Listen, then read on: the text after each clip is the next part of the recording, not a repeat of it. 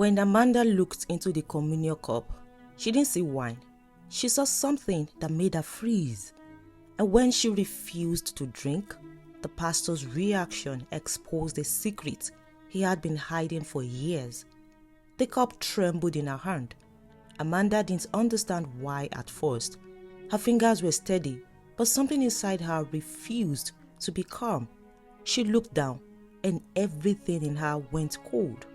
This wasn't just wine. The surface of the liquid shifted, then twisted. For a split second, it formed the shape of something alive. A head, a serpent's head. Its mouth slightly open, as if breathing, as if waiting. Amanda's throat tightened. The noise in the church faded. The soft music, the murmured prayers, the shuffling of feet, everything went distant. All she could see was that cup. Her heart pounded. Then she slowly lifted her eyes. The pastor was standing right in front of her, watching her. Just 30 minutes earlier, Amanda had not even planned to be here. Her car had broken down along a quiet road, the engine coughing like it had given up on life. She had stepped out, frustrated, already late for service. When the mechanic said 2 to 3 hours, she didn't argue. She just sighed, looked around, and noticed the small church down the street. It wasn't a church, but it was closed and it was open, so she walked in. The church was simple, about 100 people, maybe less. A choir that sang with more passion than perfection. It felt normal. The pastor preached with energy, too much energy. If she was being honest, his words were sharp, dramatic, carefully chosen, the kind that made people nod even when they didn't fully understand. Amanda had sat quietly, observing. Nothing unusual, at least not yet. Then came the announcement. "Today," the pastor said, lifting his voice slightly, "we will take a special communion." "This is not just any communion," he continued. "This one will make your week obey you. It will open doors. It will break limitations." There was a soft ripple of excitement. Amanda didn't react, but something in her paused. Now, sitting in that same chair, staring into that cup, she knew exactly what that feeling had been. A warning. "I am waiting." The pastor's voice was low now, controlled. Amanda blinked, pulling herself back into the moment. She straightened slightly, then gently pushed the cup back. "I am sorry," she said quietly. "I won't be taking it." A small silence fell around her. The pastor didn't move. "Why?" he asked. His voice was calm, too calm. Amanda met his eyes. "I just won't." A few heads turned. People were watching now. That wasn't good. The pastor knew it too. He smiled, but he didn't reach his eyes. "My sister," he said, louder this time, "this is the blood of Jesus. We do this in remembrance of him. This is for your good." Amanda said nothing. Inside, her spirit was alert, sharp, certain. That thing in the cup was not from God. "Take it," he added softly. A command, not a suggestion. Amanda shook her head. "No." Something changed in his face. It was quick, almost invisible. But she saw it, and he knew she saw it. The air tightened. The pastor straightened, then turned slightly towards the congregation. "Church," he said, raising his voice, "sometimes when the power of God is present, certain spirits begin to react." A few people murmured. Amanda's eyes narrowed. "Here it comes. This woman," he continued, pointing at her, "is refusing the communion." The room shifted again. Now everyone was looking. "She knows," he said slowly, "that if she takes it, she will not be able to hide." Amanda felt heat rise in her chest. Hide what? "She is a witch." The word landed like a slap. A few gasps. Someone whispered, "Jesus!" Amanda didn't move, didn't speak. She just looked at him. He had made his move. Now she understood. This wasn't about her. This was about control. "Stand up!" the pastor suddenly commanded. People obeyed instantly. "Close your eyes," he shouted. "Nobody should open their eyes. Begin to pray." Chairs creaked, voices rose. Within seconds, the entire church was praying loudly, eyes shut tight. Fear moved faster than truth. Amanda stayed seated, watching him. He leaned closer. His voice dropped, low, dangerous. "What do you think you are doing, young woman?" Amanda leaned in too. Her voice was even quieter. "If you don't stop this nonsense," she said, "I will expose you." For the first time, the pastor froze. It lasted only a second, but it was enough. "Be careful," he whispered, his eyes hard now. "If you try anything, I will deal with you, you and your family." Amanda almost laughed, not because it was funny, because it was empty. She knew who she was, and she knew what she saw.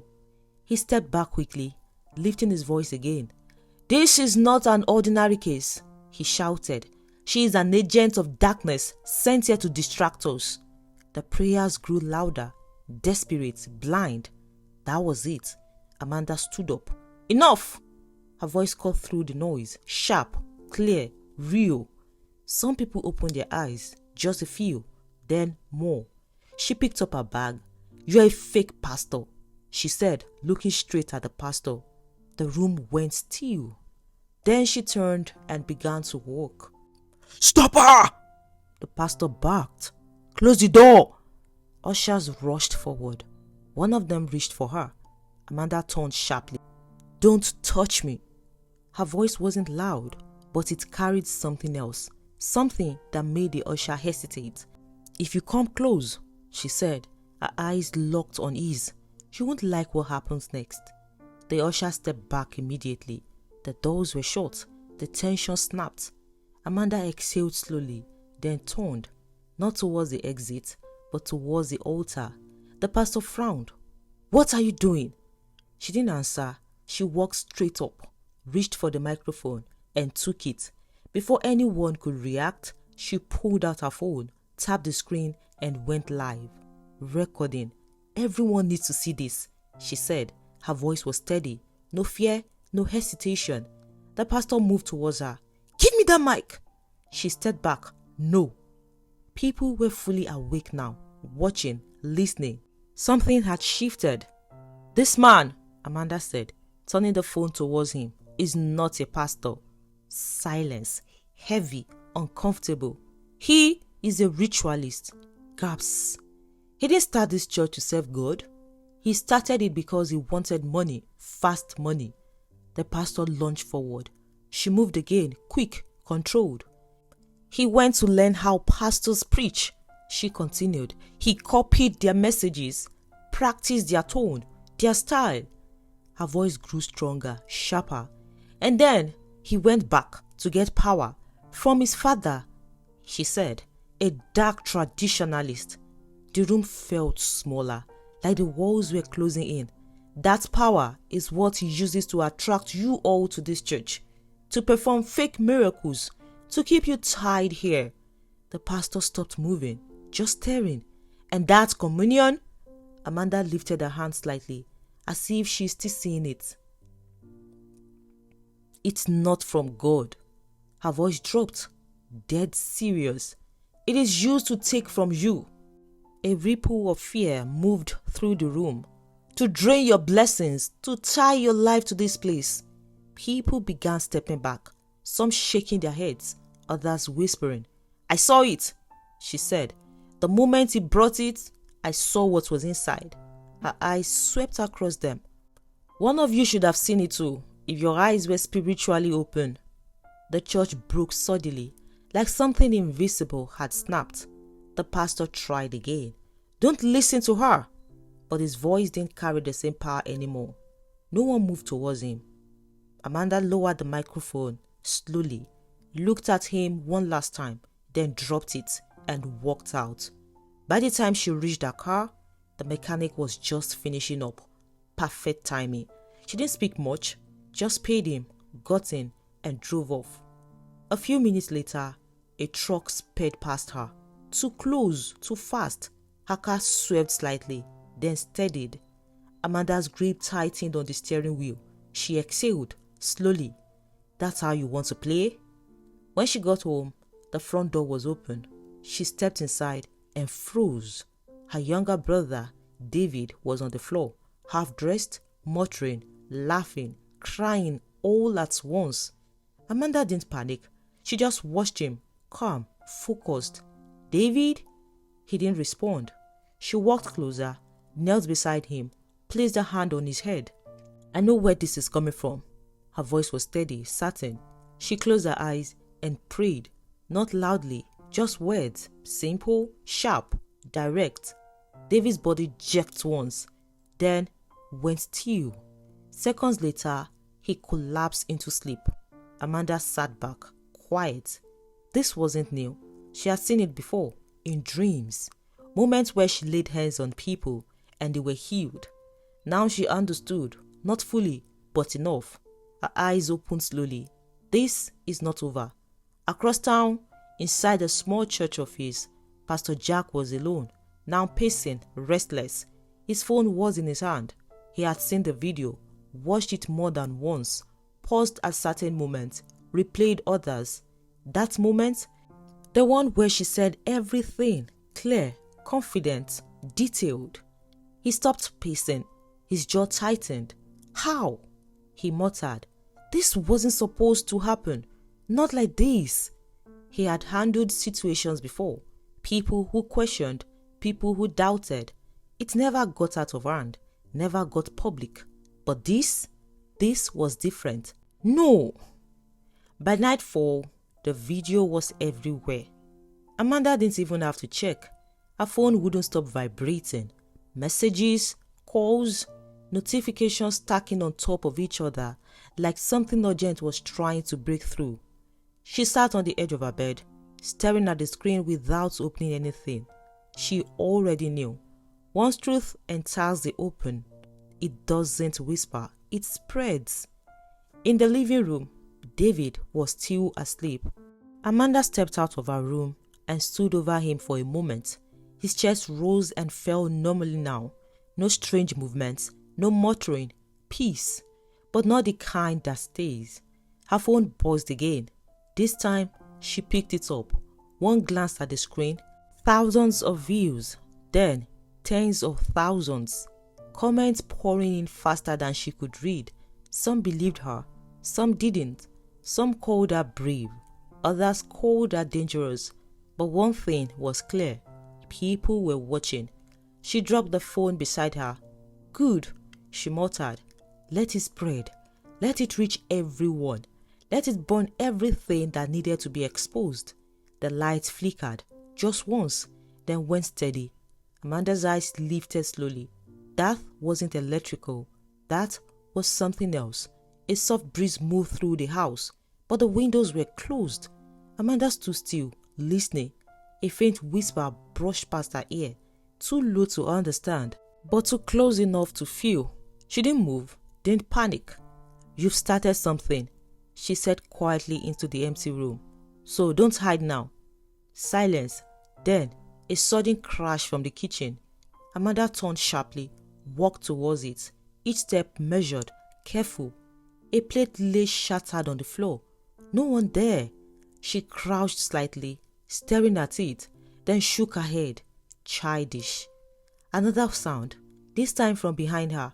She turned. Nothing, but the air had changed. Thicker, heavy, like something unseen had stepped into the room. Amanda closed her eyes briefly, centered herself. "I know who I am in Christ Jesus," she said, and just like that, the pressure eased, but only a little. That night, she didn't sleep immediately. She sat awake, scrolling through the video again, watching herself, listening carefully, every word, every reaction. A new notification popped up, unknown number. She hesitated, then answered. Silence. "Speak," she said. A voice came through, distorted, low. "You should have stayed quiet." Amanda didn't respond. "You think exposing him ends it?" The voice continued, "You don't understand what you've stepped into." Amanda leaned back slightly. "I understand enough." A soft chuckle. "Cold. You've only seen the surface." The line went dead. Amanda lowered the phone slowly, her face unreadable. "Good," she whispered. Sometime past midnight, she finally lay down. The room was dark, her eyes closed, and then she was no longer in her room. She was standing inside the church again, but it wasn't the same. The lights were dim, the walls looked darker, the air wrong. The altar stood ahead of her, and behind it, the pastor, but not as she remembered him. His face looked stretched, distorted, his eyes hollow, and in his hand, the same cup. "Drink," he said. Amanda didn't move. Behind her, shadows shifted, forms, people, but not fully human. Whispers filled the room, overlapping, unclear. "Drink! Take it!" Amanda's chest tightened, but her feet stayed firm. "No!" The pastor smiled, slow, unnatural. "You've already taken it," he said. Amanda's eyes snapped open. She was back in her room, breathing fast. "No, no," she said immediately, firm, certain. "That's a lie. I didn't drink anything." She sat up, ran her hands over her face. "Oh no, dream, that's just a dream." But something about it didn't feel like one. From the living room, a sudden thud. Amanda stood instantly. "David?" No answer. She rushed out. David was sitting up, eyes open, but not seeing. "Amanda!" he whispered. She froze. His voice was not his. "David!" she said carefully. He tilted his head slowly. "You should have stayed quiet," he said. The same words from the call. Amanda stepped closer, unafraid. "No," she replied. "You should have left us alone." David's body jerked violently. Then he laughed, a dry, hollow sound. Amanda placed her hand on his forehead again. "Come out of him in Jesus' name." David screamed. His body arched backward, then suddenly dropped. Amanda stood there, breathing steady. Seconds passed. Then David blinked, confused. "Amanda," he said weakly. She exhaled softly. "It's okay, David." He looked around. What happened?" "Nothing you need to worry about," she said. But her eyes said something else. This was no longer just exposure. This was war. Morning came slowly. The world outside looked normal, but online, everything had exploded. Blogs picked it up, pages reposted it, clips everywhere, headlines, debates, arguments. Some people began sharing their own experiences, strange things, similar patterns. The pastor's name was spreading, but not in the way he wanted. Amanda stood by the window, watching the quiet streets. "They won't stop," she murmured. Her phone buzzed again. This time, a message, a picture. She opened it. Her stomach tightened slightly. It was her house, taken from outside just minutes ago. Another message followed. "We can see you." Amanda's grip tightened. Then she smiled, not out of fear, but recognition. "Now you are showing yourself," she said softly. Behind her, the room grew cold again. The same presence, stronger now, closer. Amanda didn't turn. I was wondering how long it would take. The air shifted. A shadow moved along the wall, slow, crawling. Amanda finally turned. Her eyes locked on it, unshaken. "You are late." The shadow paused, then stretched, forming something almost human. Almost. Amanda stepped forward. "I am not the one you threaten," she said calmly. The shadow flickered, unstable. "You chose the wrong person." For a moment, everything went still. Then, the shadow snapped backward, vanished. The room returned to normal. Amanda stood there, still, grounded. Then she exhaled slowly. This is just the beginning. Morning didn't feel like morning.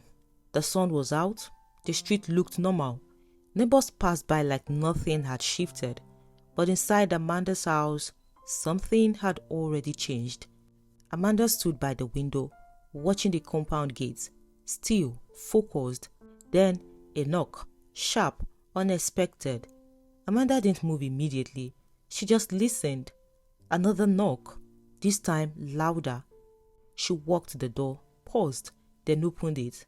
3 people stood outside, a woman in her early 50s, a young man, and another older man behind them. Their faces carried the same thing, fear. "Are you Amanda?" the woman asked. "Yes." The woman stepped forward immediately. "Please, we need to talk to you." Amanda studied her for a second, then stepped aside. "Come in." They entered quickly, like people running from something they couldn't see. The woman sat down but couldn't stay still. Her hands trembled slightly. "I saw your video," she said, "about that pastor." Amanda nodded. "I used to go there for almost a year." Amanda's eyes sharpened. "What happened?" she asked. The woman hesitated, looked at the young man beside her. "This is my son," she said. "Joshua." Joshua avoided eye contact. "He was fine before we started attending that church," she said. "Very bright, focused." Her voice cracked slightly. "But after some months," she swallowed, "he changed." Amanda leaned forward slightly. "How?" she asked. "He became slow," the woman said carefully. "Forgetful, weak. It was like something was draining him." Joshua shifted uncomfortably.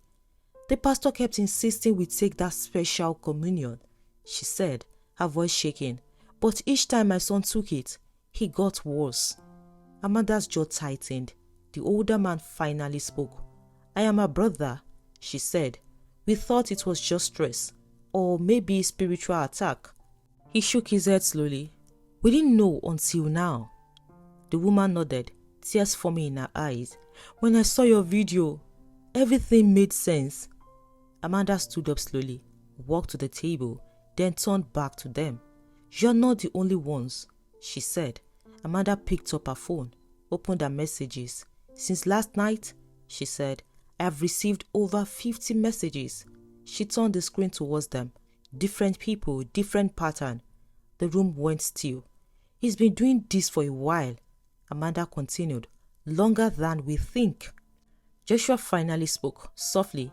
"Can it be reversed?" Amanda looked at him, studied his face. "Yes," she said. The relief in the room was immediate, but Amanda wasn't smiling. However, she added, "This is not just about fixing what he did."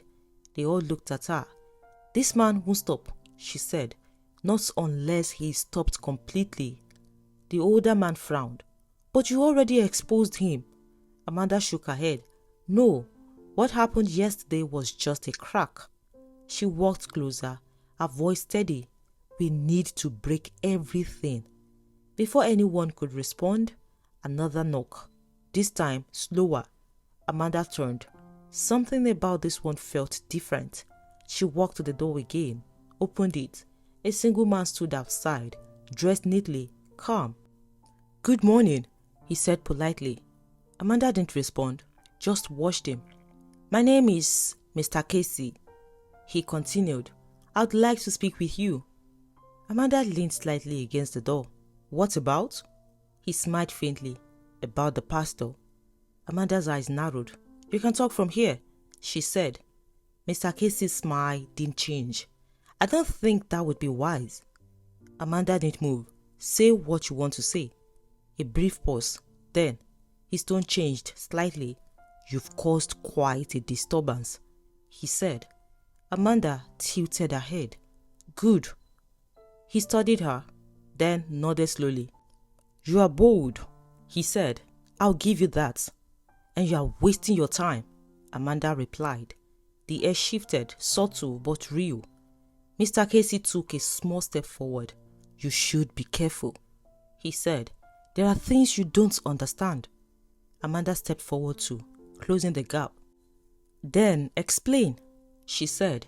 For the first time, Mr. Casey's eyes changed, a flicker. "You interfered with something important," he said quietly. Amanda didn't blink. "He sent you?" she asked. A small smile. "I represent people who don't like interference." Amanda nodded slowly. "I thought so." Go back and tell him that I am not the one he should be threatening. The words hung in the air. For a moment, nothing moved. Then he stepped back. We will see, he said, and turned, walking away without another word. Amanda watched him until he disappeared, then slowly closed the door. Inside, the room felt heavier. The woman looked scared again. What are we going to do now? She asked. Amanda turned to them. Finish it. Simple, clear, no hesitation.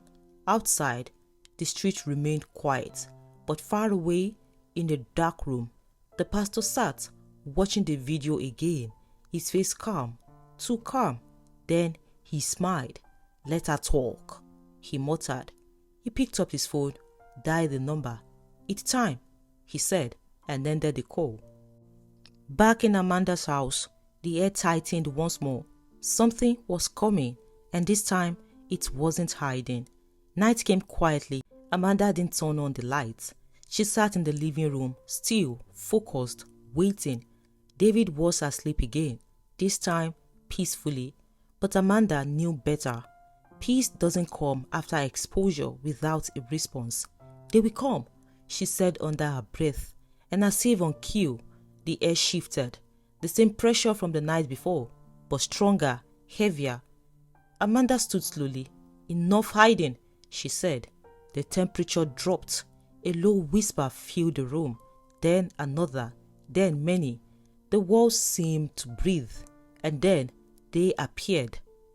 Not fully formed, not human, but present. Shadows, moving, watching. Amanda didn't step back. You sent them, she said. A voice answered, not from one place, but everywhere. You should have stayed quiet. The same voice, the same tone. Amanda's expression didn't change. You tried that already. A soft, distorted laugh. You exposed him, the voice said. You don't understand what you've touched. Amanda stepped forward. I understand enough. The shadows moved closer, slow, testing. Your brother was just the beginning. The voice continued. Next time, you won't be able to stop it. Amanda's eyes hardened. There won't be a next time. Silence. Then, the room darkened suddenly. And in the center, a figure began to form. Not fully the pastor, but close enough. His face twisted, eyes darker than before. You think this ends with exposure? He said. Amanda looked straight at him. No, she replied. It ends tonight. The figure smiled. Then let's see. The pressure in the room doubled. Then she closed her eyes. No shouting, no panic, just alignment. Praying with authority and understanding. You have no authority here.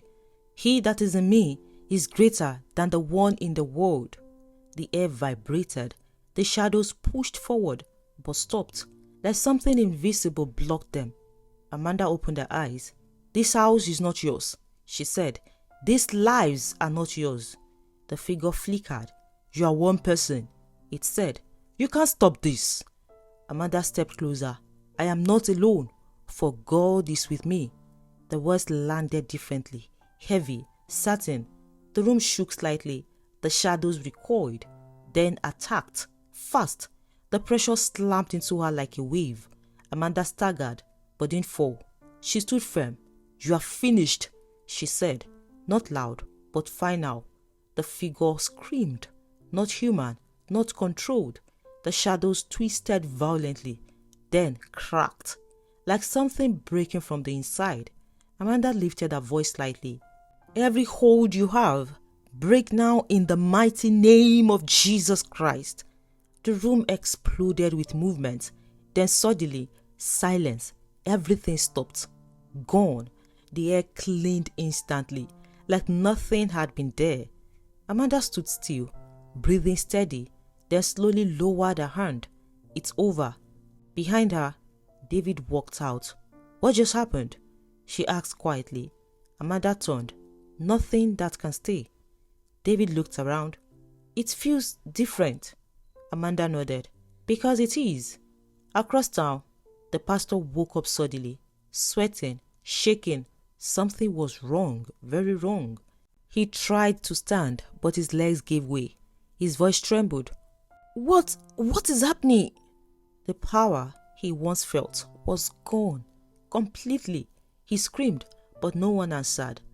The next morning, Joshua woke up in his own house, strong, normal. His mother watched him carefully. Do you feel anything? She asked. Joshua shook his head. I feel myself. She broke down in relief. Back home, Amanda stood outside, looking at the sky, quiet. She didn't celebrate, she just knew. Some battles are loud, others are silent, but when they end, you feel it. And this one had ended. She knelt down and prayed. I hope you enjoyed this story. Please give it a like, share with your friends and your family, and if you love stories like this, subscribe so you don't miss our next upload. I'll see you in the next. Goodbye.